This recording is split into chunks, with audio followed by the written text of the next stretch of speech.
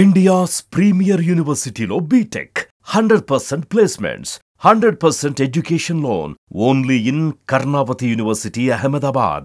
అమరావతికి సంబంధించి మహారహదారిగా చెప్పుకునేటువంటి రాజబాటగా చెప్పుకునేటువంటి సీడ్ యాక్సిస్ రోడ్డు విస్తరణ పనులపైన ఏపీ సర్కార్ ఫోకస్ పెట్టింది. దీనికి సంబంధించినటువంటి ప్రణాళికని ఆవిష్కరించేటువంటి పనిలో అధికారులు నిమగ్నం అయ్యారు. యాక్చువల్గా 3 దశలుగా ఈ ప్రాజెక్టు నిర్మాణం జరగాలి. మొదటి దశ మొత్తం కూడా అమరావతి కోర్ క్యాపిటల్ ఏరియాలోనే ఉంది. మొదటి 2 దశలు కూడా. కానీ 3వ దశ మాత్రం అమరావతి సీడ్ యాక్సిస్ రోడ్డుని మెయిన్ రోడ్డుకి అంటే నేషనల్ హైవేకి విజయవాడ హైవేకి కనెక్ట్ చేసేటువంటి మార్గాలు ఇవి. అది అప్పట్లోనే 18 కిలోమీటర్ల మేర సీడ్ యాక్సిస్ రోడ్ నిర్మాణం జరిగినప్పుడు కూడా మిగతా ప్రాజెక్ట్ అంతా కూడా ఆగిపోయింది కాబట్టి పూర్తిగా ఇది అటకెక్కింది. సో ఈ గత 10 నెలలుగా దీనికి కావాల్సినటువంటి భూసేకరణ, ఇతర సమస్యల పరిష్కారం వీటన్నిటిపైన రాష్ట్ర ప్రభుత్వం ఫోకస్ పెట్టింది. దానికి తగ్గట్టుగా ఏపీసీఆర్డీఏ, అమరావతి డెవలప్మెంట్ కార్పొరేషన్ అధికారులు కూడా వర్కౌట్ చేసి ఇప్పుడు ఫైనల్ స్టేజ్కి సంబంధించి చివరి దశలో నిర్మించాల్సినటువంటి మొత్తం 3.5 కిలోమీటర్ల లోపే మిగతా నిర్మాణం జరగాల్సినటువంటి అవసరం ఉంటుంది 3వ దశ ప్రాజెక్టు సంబంధించి. దీనికి టెండర్లు పిలిచేటువంటి పనిపైన ఏపీ సర్కార్ ఫోకస్ పెట్టినట్టుగా సమాచారం ఉంది. 593 కోట్ల రూపాయలు ఖర్చు అయ్యేటువంటి ఈ ప్రాజెక్టులో తీగల వంతెనని కూడా ప్లాన్ చేస్తున్నారు. ఒక ఐకానిక్ బ్రిడ్జ్ వస్తుంది. అసలు ఎక్కడ వస్తుంది, ఎలా ఉంటుందో ఒకసారి పరిశీలించేటువంటి ప్రయత్నం చేద్దాం. ఇప్పుడు కూడా ఇది మనం గూగుల్ మ్యాప్స్లో చూస్తే కనుక అమరావతి అని కొట్టగానే ఇక్కడ సీడ్ యాక్సిస్ రోడ్ చాలా పెద్దగా కనిపించేటువంటి ప్రాంతం ఇదే. ఈ సీడ్ యాక్సిస్ రోడ్డుకి మొత్తం అంతా కూడా నిర్మాణం కంప్లీట్ అయింది. 18 కిలోమీటర్ల మేర ఇది నిర్మాణం కంప్లీట్ అయింది. కానీ మెయిన్ రోడ్డుకి కనెక్టివిటీ మాత్రం జరగలేదు. ఇక్కడతో ఆగిపోయింది. అంటే అనంతవరం వెంకటేశ్వర స్వామి టెంపుల్ తర్వాత ఆగిపోయింది. సో ఈ ప్రాంతంలో భూసేకరణ పరమైనటువంటి సమస్యలు కొన్ని ఉన్నాయి. ఆ సమస్యలన్నింటిని కూడా రాష్ట్ర ప్రభుత్వం పరిష్కరించింది. పరిష్కరించిన తర్వాత ఇప్పుడు తాజాగా రోడ్డు నిర్మాణానికి కావాల్సినటువంటి ప్రణాళికని రెడీ చేస్తుంది. మాస్టర్ ప్లాన్ ప్రకారం చూస్తే కూడా ఇందులో కొన్ని అంశాలు మనం దృష్టిలో పెట్టుకోవాల్సి ఉంటుంది. మాస్టర్ ప్లాన్ ప్రకారం చూస్తే ఇది మొత్తం టోటల్ సిటీ మాస్టర్ ప్లాన్కి సంబంధించిన ఇది. ఇందులో సీడ్ యాక్సిస్ రోడ్డు, దీన్నే E3 రోడ్ అని కూడా అని చెప్పని అంటారు. సో ఈ3 రోడ్డుకు సంబంధించినటువంటి కనెక్టివిటీ మనకి ఇక్కడ క్లియర్గా కనిపిస్తుంది. చాలా పెద్ద రహదారి అవుతుంది ఇది. ఇక్కడ 3rd ఫేజ్లో నిర్మాణం జరగాల్సినటువంటి ప్రాంతం మొత్తం ఇది. సో ఈ ప్రాంతం పైన ఇప్పుడు ఫోకస్ పెట్టింది. ఆల్రెడీ అప్పటి ప్రణాళికలోనే చాలా క్లియర్గా కనిపిస్తుంది. ఇక్కడ ఒక రింగ్ జంక్షన్ ఇవన్నీ కనిపిస్తూ ఉన్నాయి క్లియర్గా. ఎందుకంటే ఇక్కడ చూస్తే కనుక ఈ సీతానగరం రైల్వే గేట్ ఇవన్నీ వస్తున్నటువంటి ప్రాంతం. అంటే ఇక్కడేమో విజయవాడ ప్రకాశం బ్యారేజ్కి వెళ్ళేటువంటి రోడ్ ఇది. ఇటు విజయవాడ నగరంలోకి ఎంటర్ అవుతారు. ఇటు సీతానగరం టెంపుల్ ఇవన్నీ వస్తాయి. ఇది కృష్ణా నది. సో ఇక్కడ నుంచి కొండ, ఈ ప్రాంతంలో కొండ ఉంటుంది. అక్కడ ఈ మధ్య ఒక టెంపుల్ కూడా కొండపైన కట్టారు. దానికి పక్క నుంచి వెళ్ళేటువంటి ప్రాంతం ఇక్కడ ట్రంపెట్ జంక్షన్ తరహాలో నేషనల్ హైవే 16 ఉంటుంది ఇక్కడ. సో నేషనల్ హైవేకి కనెక్ట్ అయ్యేటువంటి మార్గం ఇది. నేషనల్ హైవేకి ల్యాండ్ అయ్యేటువంటి క్రమంలో ఎలాంటి ఇబ్బందులు రాకుండా ఇక్కడ కనకదుర్గ వారధి అంటారు. విజయవాడ కనకదుర్గ వారధి అంటారు ఈ ప్రాంతం అంతా. ఇది విజయవాడ కనకదుర్గ వారధి. సో ఇటు వెళ్ళేటువంటి మార్గం, ఇటు వెళ్ళేటువంటి మార్గం రెండు కూడా అప్పట్లోనే డిజైన్ చేశారు. దీన్ని మొత్తంగా తీగల వంతెన తరహాలో రూపొందించాలనుకున్నారు. గతంలోనే వీడియో ప్లానింగ్స్ కూడా మనం ఒకసారి చూడొచ్చు. వీడియో ప్లానింగ్లో చూస్తే కూడా ఏ అంశాలను ఇందులో పెట్టారు, ఏ అంశాలతో కూడినటువంటి ప్లానింగ్ జరిగింది అనేది కూడా ఒకసారి మనం అర్థం చేసుకోవచ్చు. టోటల్ వాక్ త్రూ అప్పట్లోనే డిజైన్ అయింది.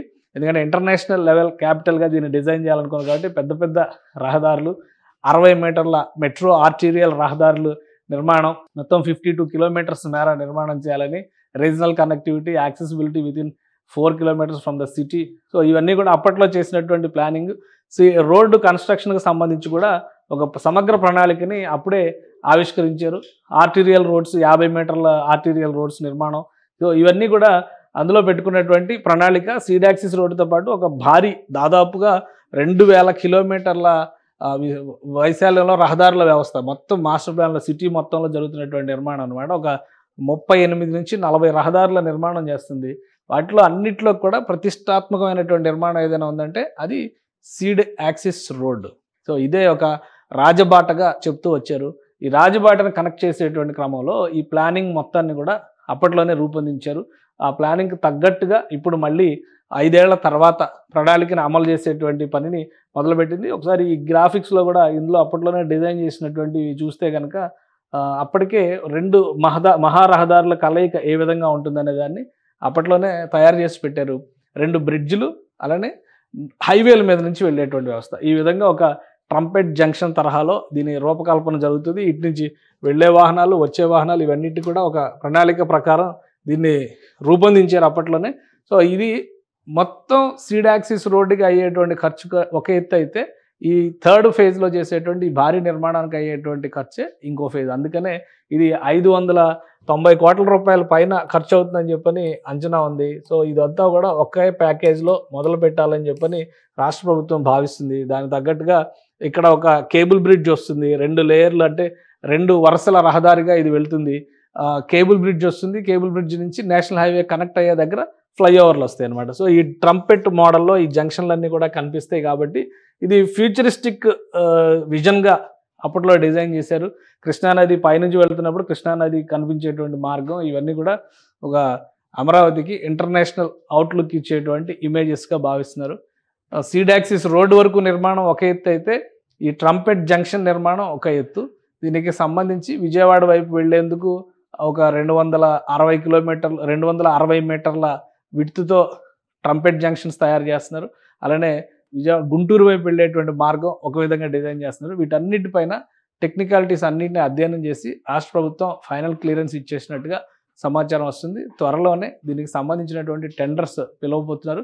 ఈ ప్రాంతంలో 48 ఎకరాల వరకు భూసేకరణ జరగాలి. సో నిర్మాణం జరిగేటువంటి క్రమంలో దీనికి సంబంధించిన సమస్యలన్నింటినీ కూడా సార్ట్అవుట్ చేసినట్టుగా అధికారులు చెప్తున్నారు. భూములు ఇంకా అధికారికంగా బదిలీ కాలేదు.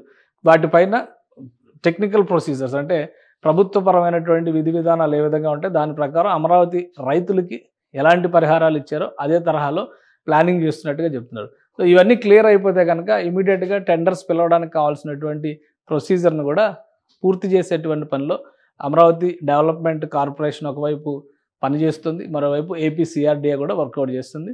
అన్నీ కలిసి వస్తే మ్యాక్సిమం ఒక నెల రోజుల్లో సిఆర్డీఏకి సంబంధించి, అంటే దీనికి సంబంధించినటువంటి టెండర్స్ రిలీజ్ చేస్తారు. ఎందుకంటే ఈ కేవలం ఉన్నది 3.5 కిలోమీటర్లు, 4 కిలోమీటర్ల లోపు స్ట్రెచ్ ఉన్నప్పటికీ కూడా నిర్మాణంలో ఉన్నటువంటి కాంప్లికేషన్స్ వలన కనీసం ఈ నిర్మాణానికి 2 ఏళ్ల సమయం పడుతుందని చెప్పని అంచనా వేస్తున్నారు. చంద్రబాబు నాయుడు గారు ఆంధ్రప్రదేశ్ ముఖ్యమంత్రి చాలా స్పష్టమైనటువంటి ఆదేశాలు ఇచ్చారు. వీలైనంత వేగంగా ఆ ప్రాజెక్టు బయటికి రావాలి. ఒక్క ల్యాండ్ సమస్య ఒక్కటే ఇప్పటివరకు పరిష్కారం కాని సమస్య, అది కూడా పరిష్కారం అయిపోతే కనుక తక్షణం పనులు మొదలు పెట్టాల్సిందిగా ఆంధ్రప్రదేశ్ ప్రభుత్వం ఆదేశాలు జారీ చేసినట్టుగా తెలుస్తుంది. సుమన్ టీవీలో మీ పర్సనల్ అండ్ బిజినెస్ ప్రమోషన్స్ కోసం కింది నెంబర్కి కాంటాక్ట్ చేయండి.